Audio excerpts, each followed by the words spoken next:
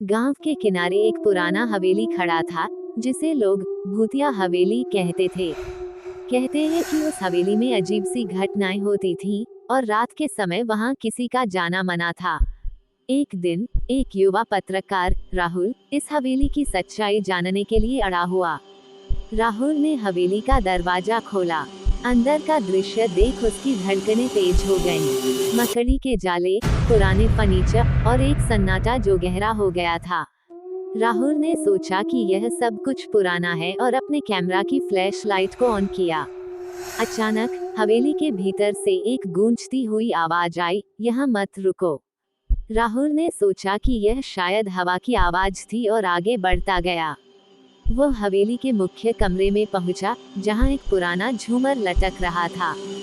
जैसे ही उसने झूमर की ओर बढ़ा, झूमर अपने आप हिलने लगा। राहुल ने देखा कि झूमर के नीचे एक पुराना चित्र लटका हुआ था। चित्र में एक परिवार की तस्वीर थी, जिसमें सभी के चेहरे पर एक अजीब सी खींची हुई मुस्कान थी। अचानक एक ठंडी हवा ने हवेली को झकझोर दिया और चित्र गिर गया। राहुल ने देखा कि चित्र के पीछे एक पुराना खत था। खत को पढ़ने पर पता चला कि यह हवेली एक अमीर परिवार की थी, लेकिन एक दिन परिवार के सभी सदस्य अजीब परिस्थितियों में मरे गए थे। खत में लिखा था, हमारी आत्माएं यहाँ बसी हुई हैं, हमें शांति नहीं मिली। राहुल ने घबराकर कमरे से बाहर निकलने की कोशिश की, लेकिन दरवाजा बंद हो चुका था। उसने दरवाजे को पीटना शुरू किया, लेकिन कोई प्रतिक्रिया नहीं मिली। अचानक एक काले रंग की छाया ने राहुल के सामने आकर कहा, तुम्हारे आने से हमारी आत्माएं शांति नहीं पाएंगी। राहुल का दिल तेजी से धड़कने लगा।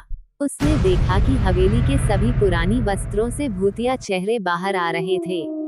अब हवेली का हर कोना भूतिया प्रेतों से भरा हुआ था। राहुल ने झूमर को पकड़ा और खुद को सुरक्षित करने की कोशिश की, लेकिन सभी भूत एक साथ उसके पास आ गए। राहुल की चीखें हवेली के बाहर तक सुनाई देने लगी, लेकिन कोई भी उसकी मदद के लिए नहीं आया। हवेली में वापस लौटकर देखा गया कि राहुल का कैमरा वहीं पड़ा था, जिसमें उसकी आखिरी तस्वीर खींची गई थी, जिसमें उसका चेहरा डर के मारे विकृत था। हवेली के बाहर लोग आज भी उसी डर के साथ रहते हैं।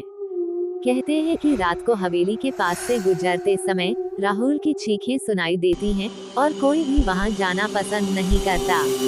हवेली एक खौफनाक कहानी के साथ आज भी खड़ी है, अपने अतीत को समेटे हुए।